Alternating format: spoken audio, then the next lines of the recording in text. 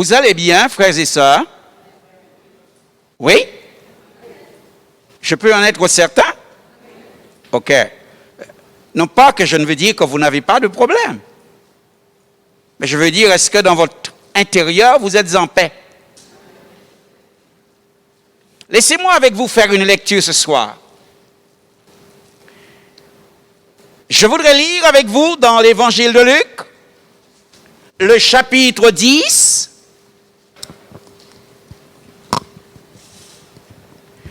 Évangile de Luc, le chapitre 10. On pourrait lire le verset 38.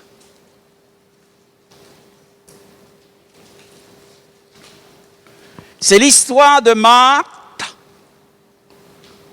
et de Marie en la présence de Jésus.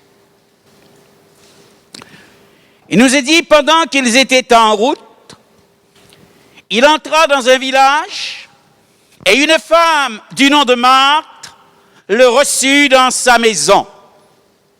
Elle avait une sœur appelée Marie qui s'assit au pied du Seigneur et qui écoutait sa parole. Marthe était absorbée par les nombreux soucis du service. Elle survint et dit, « Seigneur, tu ne te mets pas en peine de ce que ma sœur me laisse seule pour servir? Dis-lui donc de m'aider. » Le Seigneur lui répondit, « Marthe, Marthe, tu t'inquiètes et tu t'agites pour beaucoup de choses. Or, une seule chose est nécessaire. Marie a choisi la bonne part qui ne lui sera pas ôtée. » Amen. Ce récit des Saintes Écritures est peut-être connu de beaucoup d'entre nous qui aimons lire les évangiles. Et au travers de cette lecture, j'aimerais vous parler des différentes valeurs. Car de nos jours, précisément dans ce temps de confinement, de Covid, les valeurs se présentent dans ce qu'elles sont et dans ce qu'elles ne sont pas. J'aimerais vous relater en peu de mots un témoignage vécu hier dans un enterrement. La famille que je devais soutenir était une famille totalement et particulièrement brisée par le départ d'un fils jeune emporté par le Covid. Quelques jours auparavant, la maman m'appela et me demanda de prier pour son fils. Elle-même, elle priait. Et elle était comme très confiante que son fils allait être relevé.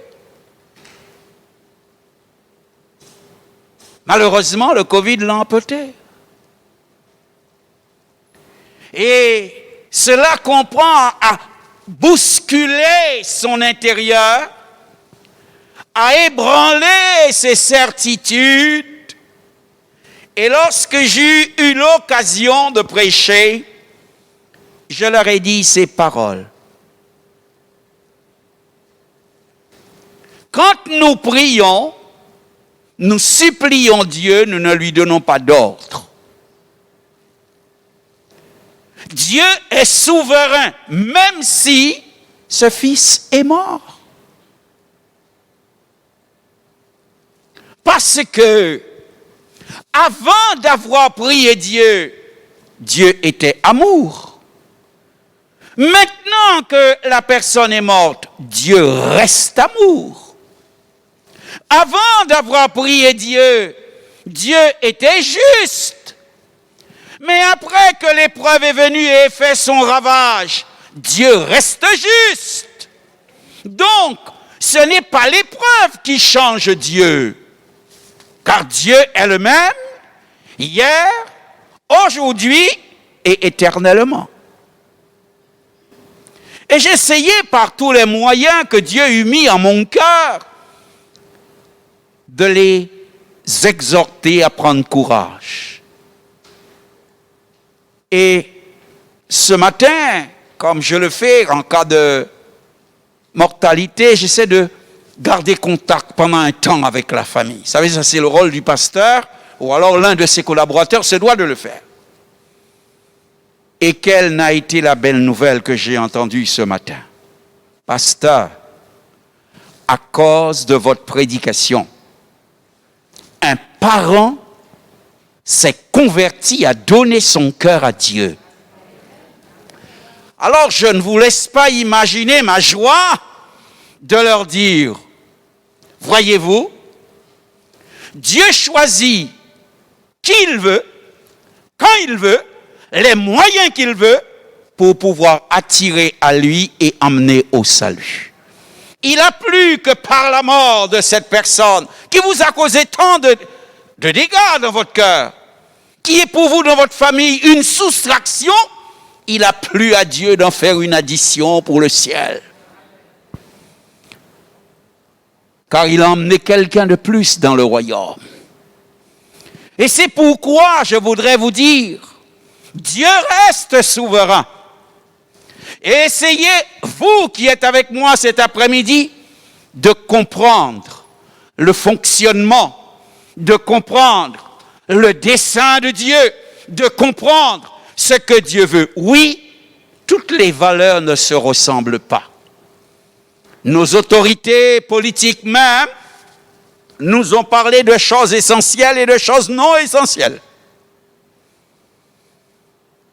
C'est-à-dire de valeurs et de valeurs essentielles et de valeurs relatives, de valeurs sûres et de valeurs qui n'ont pas la même chose pour l'homme. Et c'est pourquoi je voudrais que nous puissions comprendre ce que Jésus a dit à Marthe, qui s'est plaint de ce qu'elle était laissée seule pour travailler, alors que l'autre paraissait être comme une fainéante. Elle était assise là à écouter, il y avait une qui travaillait. Et son raisonnement est tout humain, vous savez. Cette attitude de sa sœur a créé une incompréhension. Comment? Il pas comprendre qu'il faut y venir des moins. C'est ça notre raisonnement. Cela a créé une incompréhension. Cela a créé même un jugement. Au point qu'elle s'adresse à Jésus. Elle savait que Jésus est le Seigneur. Elle savait que Jésus est le Fils de Dieu. Mais regardez ce qu'elle lui dit. Ça ne te fait rien? Ça ne te dérange pas? Elle est là en train de t'asseoir. Elle est assise à t'écouter toi. Et moi, je me tape tout le travail, moi seul. Voyez-vous? Lorsqu'on se trompe de valeur, ça crée une incompréhension. Lorsqu'on se trompe de valeur, ça crée des jugements. Sur un même problème, ne vous trompez pas de valeur. Et ne vous trompez pas d'objectif. Parce que sinon, non seulement vous allez vous retrouver à juger les autres, mais on aura beau dire, vous n'allez pas comprendre, cela aura créé une incompréhension. C'est pourquoi la réponse de Jésus est d'une simplicité, mais qui a pour but d'emmener Marthe à faire la rectification elle-même. Marthe, tu t'agites et tu t'inquiètes pour beaucoup de choses. Cependant, parmi toutes ces choses, une seule chose est nécessaire. Marie a choisi la bonne part qui ne lui sera pas ôtée. Donc, Marthe doit comprendre qu'elle n'a pas choisi la bonne part. Et c'est pourquoi elle s'inquiète. C'est pourquoi elle est dans l'agitation. C'est pourquoi elle n'a pas de paix. C'est pourquoi elle aimait beaucoup sa sœur. Elle est déjà allée jusqu'à avoir une situation où elle ne la comprend plus. Elle-même a été d'accord à recevoir le Seigneur, mais elle est déjà allée jusqu'à le juger. Pourquoi? Parce que elle n'a pas fait le choix de la bonne valeur dans le traitement du problème qui s'est présenté à elle. Oh, combien je voudrais vous inviter, que ce soit en famille, en amis ou dans l'église. Faites attention, vos choix peuvent créer des incompréhensions. Vos choix peuvent vous emmener à des jugements que vous croyez être corrects, justes, mais que Dieu désapprouve.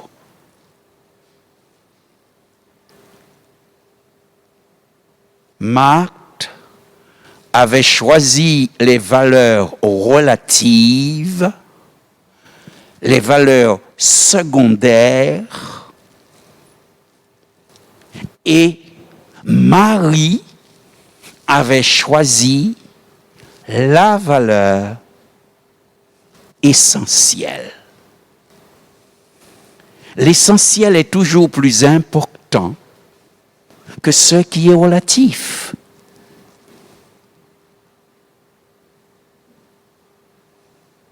Ça peut paraître que vous allez perdre, mais vous serez toujours gagnant. C'est pourquoi je veux vous aider à comprendre le Seigneur. Lorsque Jésus dit ça à Marthe, ce n'est pas que Jésus méprise les tâches ménagères. Non. Ce n'est pas que Jésus nous invite à être des fainéants. Non. Mais Jésus nous invite à donner à ces choses-là leur vraie place. Dans les priorités de notre vie, chaque chose a une valeur et chaque valeur dans la hiérarchie des valeurs a une place. Ce qui est triste, c'est lorsque nous prenons les choses secondaires et que nous en faisons des valeurs premières. Non, ne vous trompez pas. Chaque chose a une valeur. Or, quand on lit les Écritures, on s'aperçoit que depuis la Genèse, depuis le premier moment où Dieu a parlé à l'homme, Dieu montre à l'homme que sa réussite, son succès, son bien-être dépendra de ce qui fera sa priorité, de ce qui sera pour lui une valeur et une valeur prioritaire, et qu'il le soit vraiment. C'est pourquoi Jésus va nous parler en nous disant ceci. Dans Matthieu, le chapitre 16 et le verset 26, nous lisons cette parole. Que servirait-il à un homme de gagner le monde s'il perdait son âme? Ou que donnerait un homme en échange de son âme? Valeur essentielle et valeur relative. Ce qui est prioritaire et ce qui ne l'est pas. Ce qui doit rester prioritaire. Jésus, ici, nous dit, que servirait-il à un homme de gagner le monde s'il perdait son âme?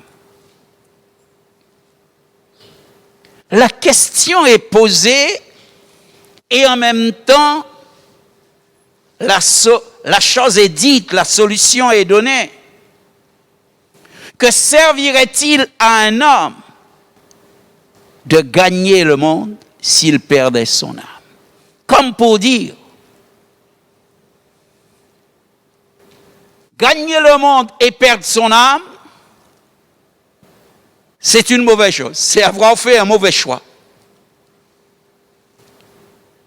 C'est avoir perdu. On a gagné le monde, on est les maîtres du monde,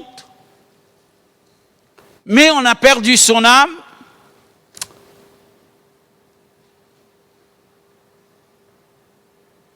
On n'a pas gagné comme on aurait pensé.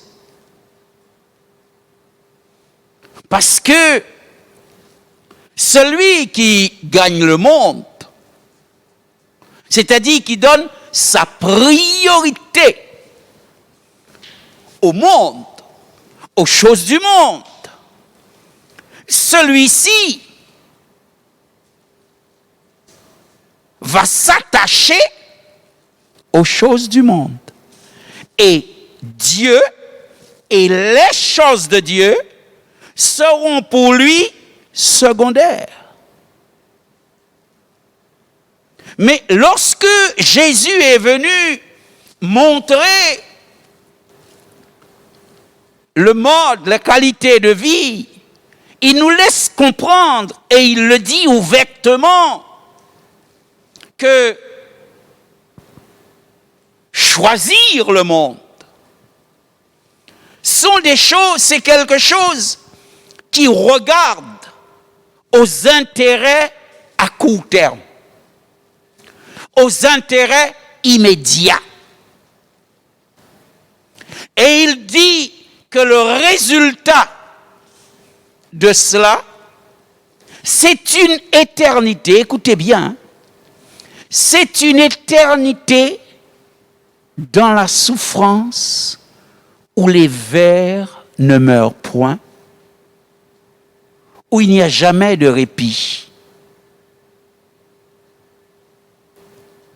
C'est-à-dire quand on a mal évalué la priorité et qu'on a regardé uniquement aux choses à court terme, on n'est pas allé plus loin que le court terme.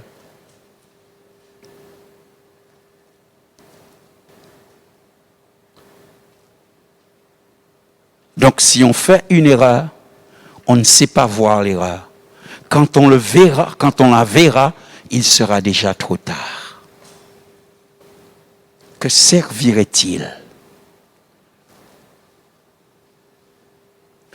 Et l'histoire l'a démontré. Dieu n'est pas contre l'argent. Dieu n'est pas contre votre réussite sociale. Seulement ce que Dieu a toujours mis en garde, c'est que l'argent devienne votre priorité. C'est que votre position sociale devienne avant votre position chrétienne. Et c'est pourquoi Dieu nous invite à toujours faire attention aux valeurs qui animent nos décisions. Parce que chaque décision que nous prenons est sous-jacente à une priorité dans notre vie. C'est une chose qui dit sur le moment ou sur le long terme ou dans le mode de vie que nous avons choisi, qu'est-ce qui est important pour nous? Nous trouvons un autre texte dans les Saintes Écritures avec le témoignage de l'apôtre Paul qui nous dit dans le livre des Philippiens, au chapitre 3 et au verset 8, ces paroles.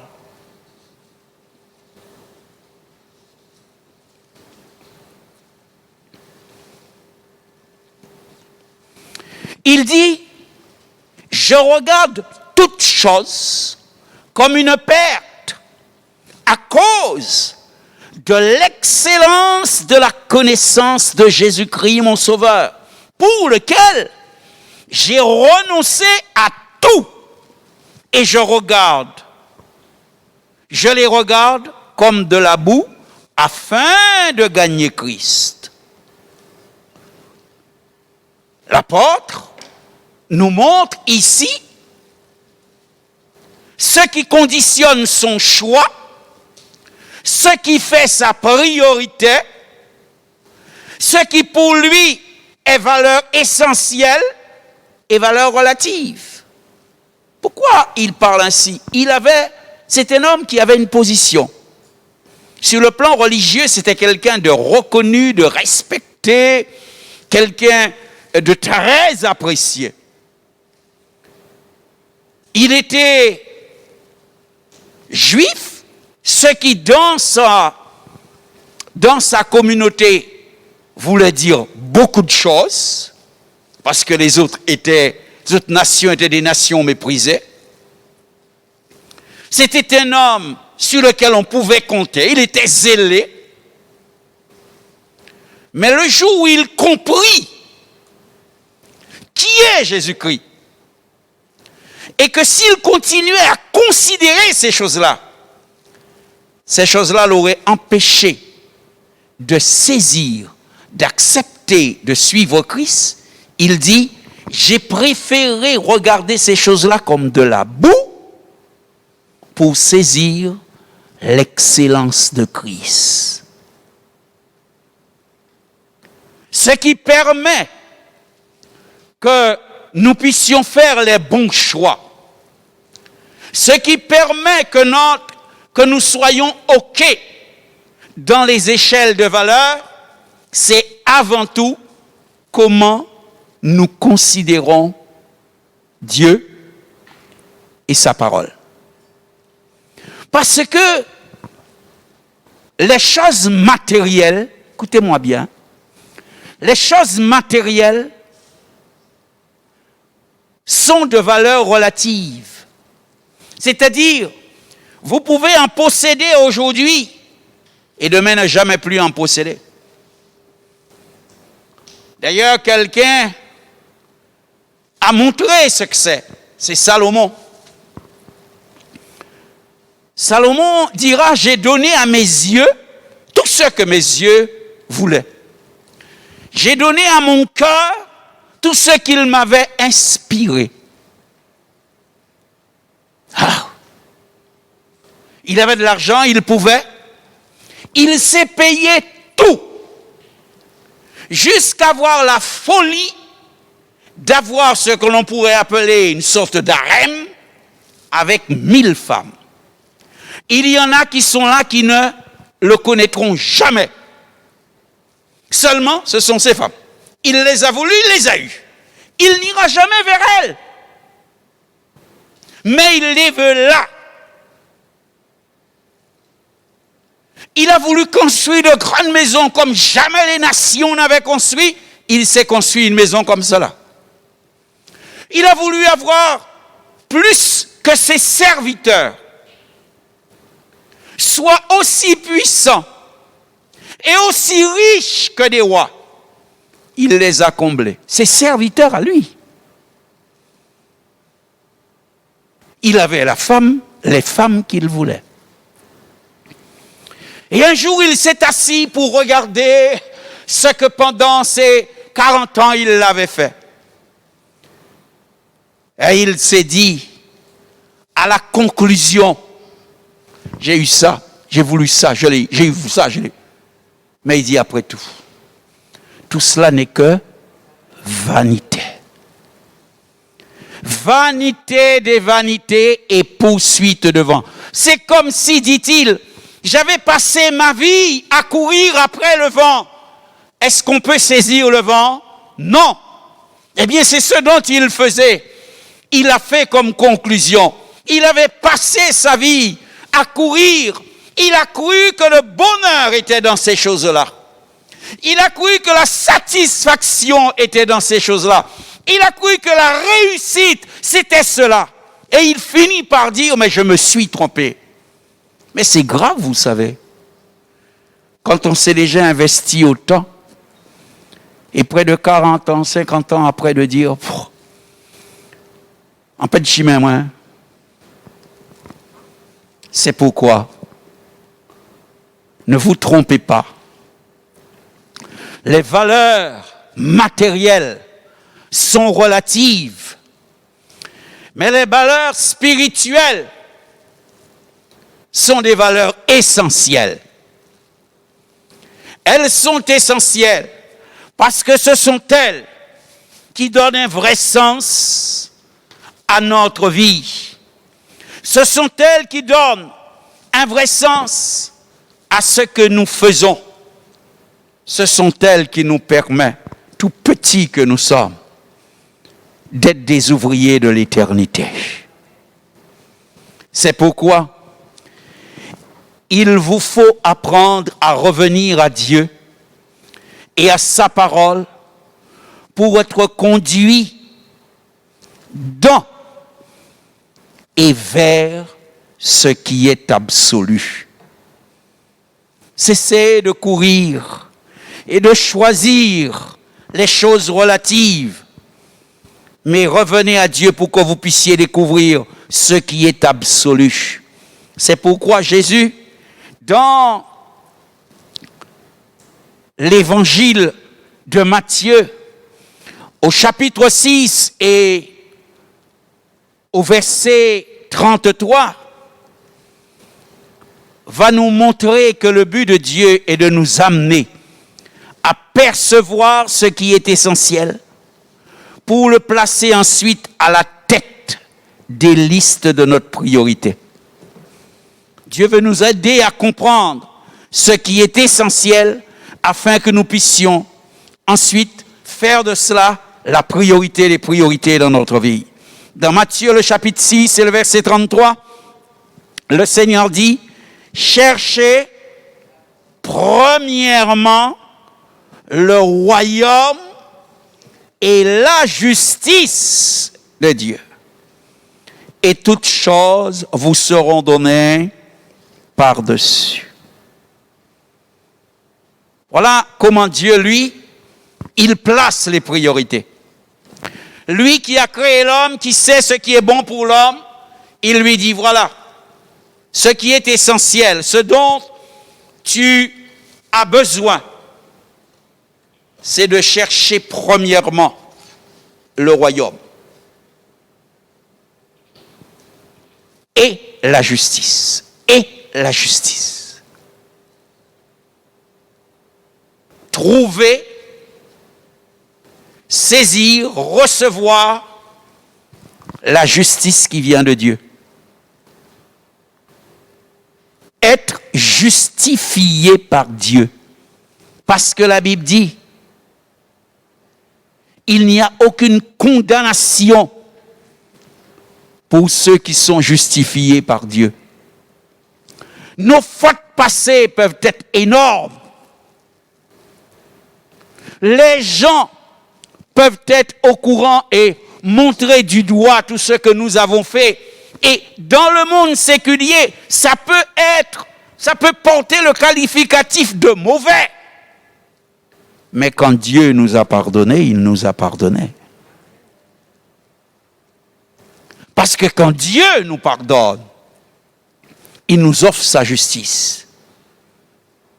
Et il nous dit, si moi je t'ai pardonné, c'est que moi, Dieu, je ne te condamne pas. Je ne te juge plus.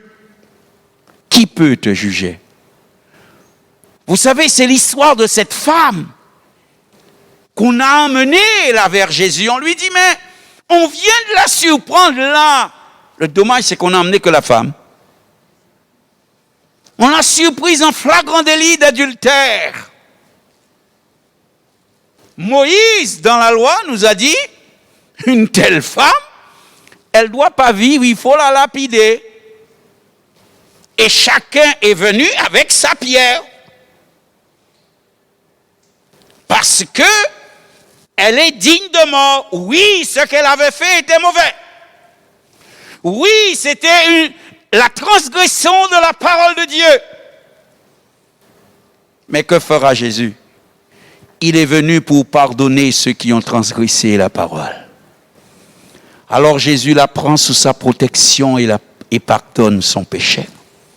Et à ce moment-là, pour montrer que lorsque Dieu nous a donné sa justice, aucune autre justice ne peut nous condamner, Jésus leur dit, voilà, je vous la livre, vous allez la lapider seulement que celui d'entre vous qui est sans péché lui jette la première pierre. Dès que vous trouvez quelqu'un qui n'a pas de péché, jetez-lui la pierre. Je l'ai livré entre vos mains. Il n'a pas dit de ne pas faire. Hein. Mais que nous dit la Bible?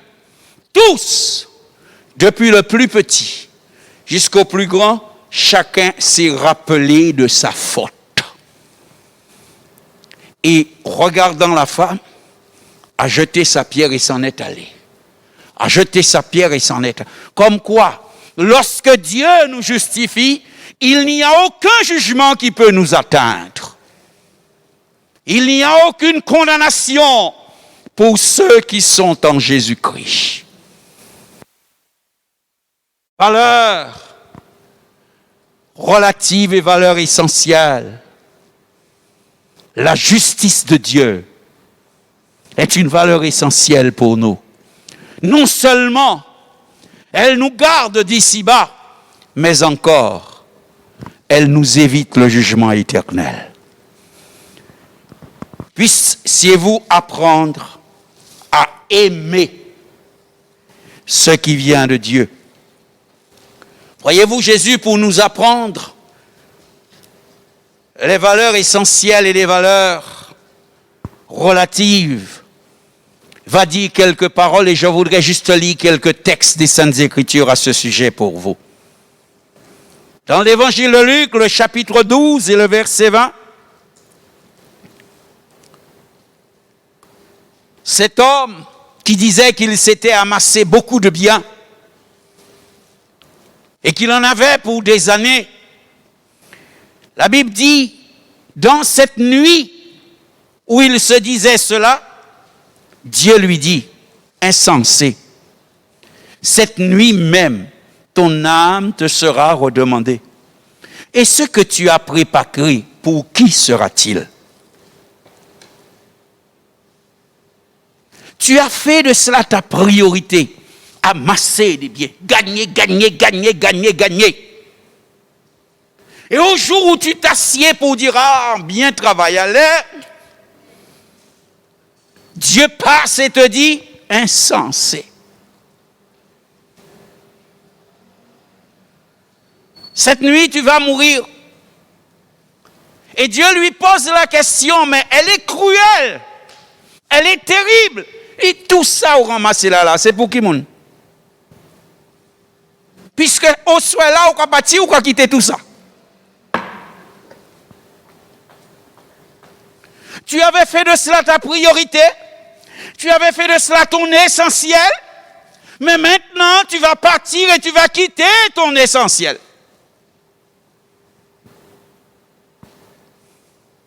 C'est pourquoi Jésus est venu avec une parole qu'on n'a pas toujours compris, mais qui est d'une grande profondeur. en nous disant, ne vous amassez pas des trésors, là où la houille et la teigne peuvent s'y mettre, là où les voleurs peuvent venir et dérober, mais amassez-vous des trésors, là où ni la houille ni les voleurs ne peuvent venir voler vos biens. Elles sont tellement bien gardées. Amassez-vous des trésors dans le ciel. Ce jeune homme qui était face à Jésus, Jésus lui dit, il dit à Jésus, mais qu'est-ce que je dois faire? Jésus lui dit, tu connais les commandements? Il dit, mais tu sais, j'ai observé tout ça depuis ma jeunesse. Et Jésus de lui dire, il te manque une chose. Va, vends ce que tu as. Donne-le aux pauvres, viens et suis-moi et tu auras un trésor dans le ciel. Voilà ce qui lui manquait. Il avait son trésor terrestre, mais il n'avait pas son trésor dans le ciel. Et c'est la grande question pour vous ce soir, quel que soit votre âge, qui que vous soyez, avez-vous un trésor dans le ciel? Êtes-vous détenteur, propriétaire, comme vous êtes détenteur d'un compte bancaire, êtes-vous détenteur, propriétaire d'un trésor dans le ciel? Bien-aimés, valeurs relatives et valeurs essentielles. Ne vous trompez pas, car de la même manière, quand on se trompe que Marthe s'est trompée, et elle a eu de l'incompréhension, de la même manière que elle a comme jugé déjà sa sœur, le Seigneur, de la même manière, quand on se trompe, on se fait beaucoup de mal à soi-même.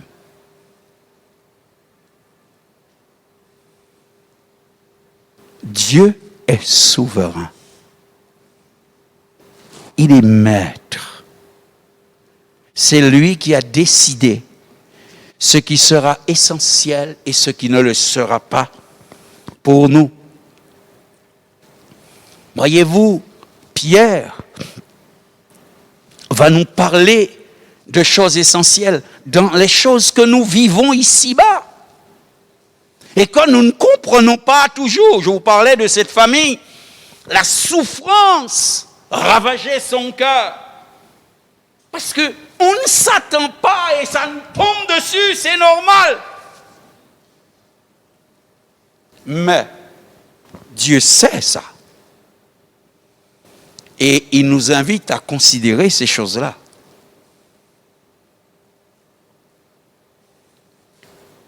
Écoutez ce que dit Pierre. Valeurs relatives et valeurs essentielles. Dans 1 Pierre, le chapitre 1er, le verset 6.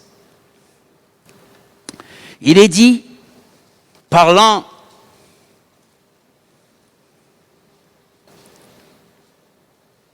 de notre foi, de notre espérance, de notre certitude, il dit, c'est là ce qui fait votre joie. Crois que maintenant, puisqu'il le faut, vous soyez attristés pour un peu de temps par diverses épreuves. Il le faut. Il le faut. Ce n'est donc pas l'essentiel, ce n'est pas de ne pas avoir d'épreuves. L'essentiel, ce n'est pas de croire que Dieu va vous épargner, plus vous serez tellement près du Seigneur que vous n'aurez jamais d'épreuve. C'est pas ça. L'essentiel, c'est de bien se comporter dans l'épreuve. Et ça, l'essentiel. Lorsque l'apôtre Pierre va connaître un moment de tourment, quand il a renié Jésus, Jésus ne lui dit pas « je vais empêcher à Satan de te toucher ». Il lui dit « j'ai prié pour toi pour que ta foi ne défaille pas ». Bita ke soukre, s'il faut il branler Compatini, combien sirel qui est sucré, oui, sirel qui est tombé. Mais celle qui t'en vle, c'est que là où tout ça fini, ou qu'à continuer quoi? Mais comment, Seigneur, vous connaissez, souffert, tout ça souffert, et tout ça, vite arrivé moi? Ça qui est important, c'est que vous traversez et vous restez en croyant. Et là, vous relevez vous-même à relever les autres. Hein? C'est ça Jésus qui a dit. Valeur essentielle et valeur relative. Ah, mais Seigneur, je souffre. Seigneur, je... Ça, c'est relatif. L'essentiel, c'est que ta foi te permet de traverser et de rester et de continuer à croire que Dieu a ta vie entre ses mains. Oh!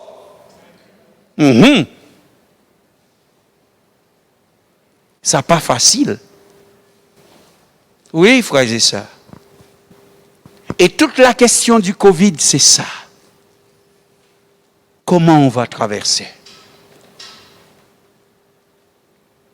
Comment on va traverser? Quelles sont les valeurs avec lesquelles nous allons traverser? Dieu nous montre que le résultat dépendra beaucoup de notre réaction. Ce n'est pas de la situation de l'épreuve. Ce n'est pas ça l'important. L'important, ce n'est pas ce qui nous frappe, ce qui vient nous arracher un membre, ce qui vient... Non. En tant que pasteur, j'aurais tort de vous dire que la vie est un long fleuve tranquille. Ce qui importe, ce n'est pas l'épreuve qu'on traverse, quelle que soit sa nature, quelle que soit sa forme, quel que soit son genre. Ce qui importe, c'est notre réaction. C'est-à-dire, ou travail, et bien en bon, ou cisé. Man la souffrière qui a levé des mains, qui a crasé tout ça, on est.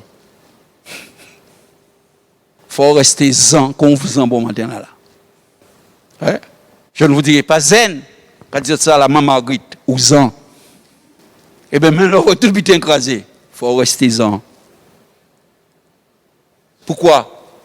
Parce que ta valeur essentielle, c'est que dans ces choses-là, tu vas tirer une leçon pour que tu puisses remonter et continuer à croire à Dieu. Peut-être que tu n'auras jamais plus tout ce que tu avais, mais tu n'auras pas perdu la foi. L'épreuve ne t'aura pas enlevé l'essentiel de l'essentiel. L'épreuve ne t'aura pas appauvri, mais au contraire, l'épreuve va t'enrichir. Et je termine en vous rappelant l'histoire de notre frère Job.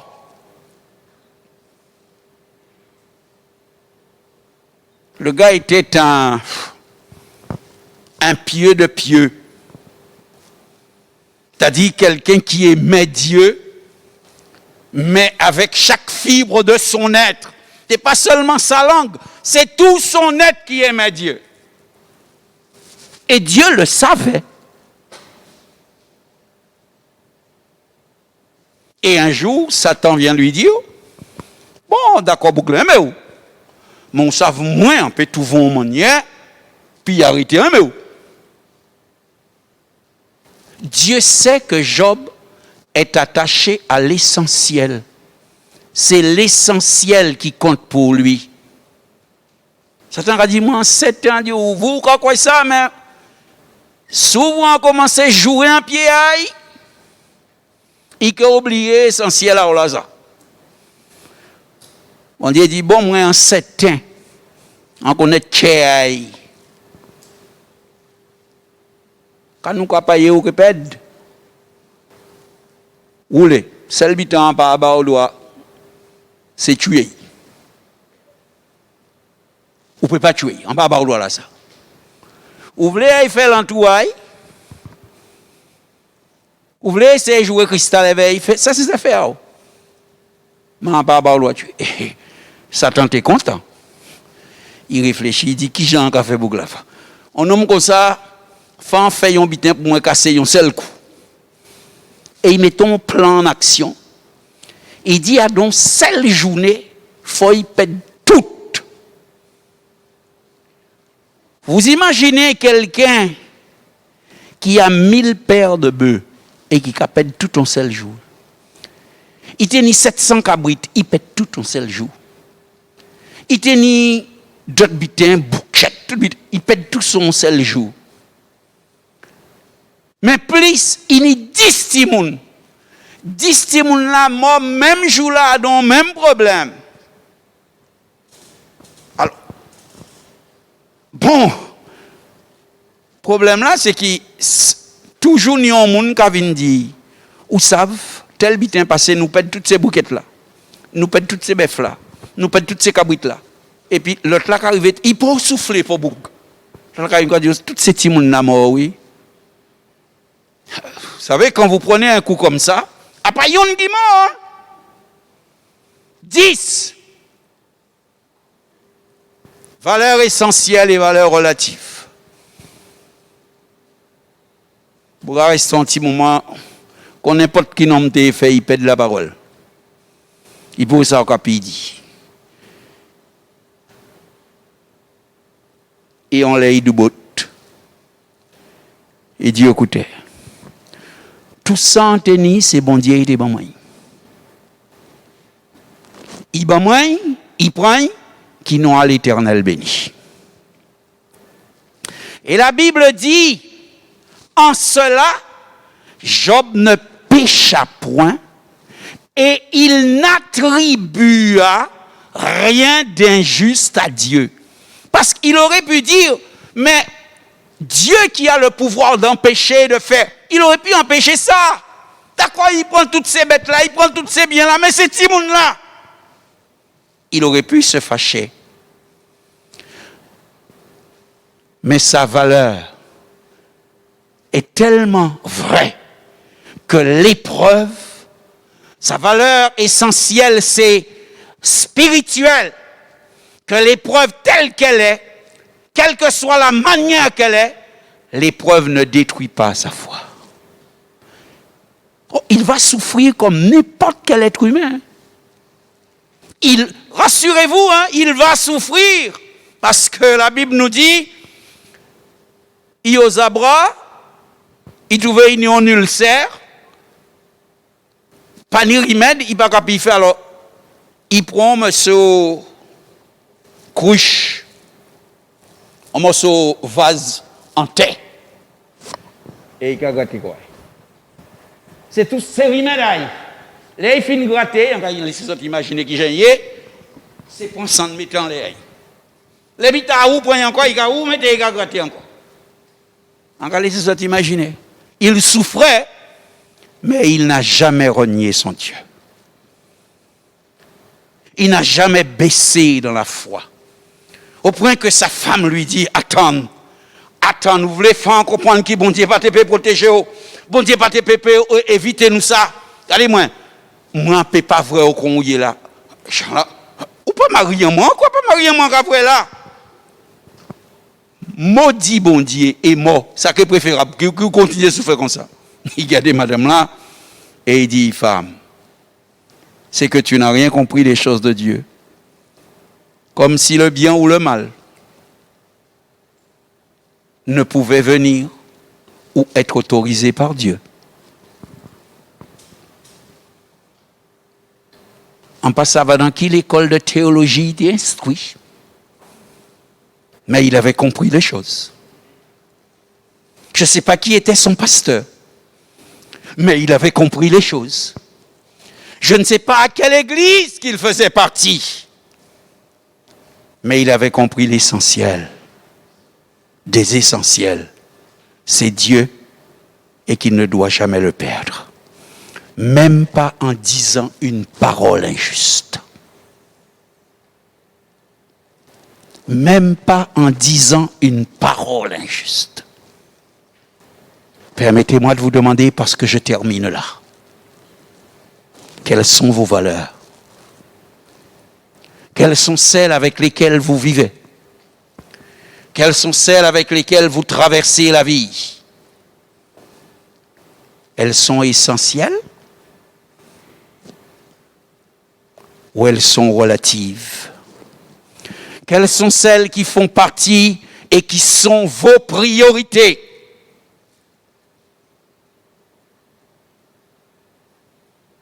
Que Dieu vous aide et que sa grâce aide chacun à comprendre et à recevoir. Mettez-vous en œuvre pour rechercher les vraies valeurs.